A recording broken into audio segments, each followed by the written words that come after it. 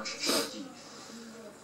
Ale teďka ukázal zase zpětně obrovskou sílu a tu koncentraci, kterou dokáže on využít, a občas myslím, že možná nám to bude potom hodnotit, že ta položka nebyla z jeho pohledu vůbec jednoduchá a že se s tím vypořádal velmi dobře. Pořadí po 6. střelbě, stále první Bělorusko. Musíme znovu konstatovat, dost překvapivě, Romane.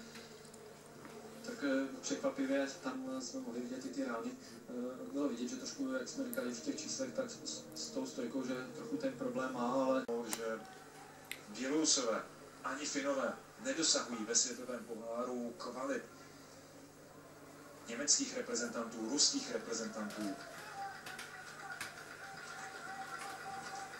Itálie na 7. místě.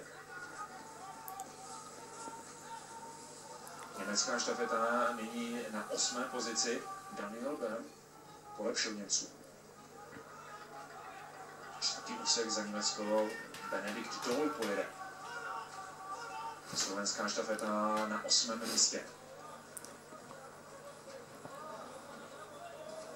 Tak štafety jako německý tým, ten ještě samozřejmě může jít vzhůru, protože, jak si říkal, Doll, myslím, že předvádí letošní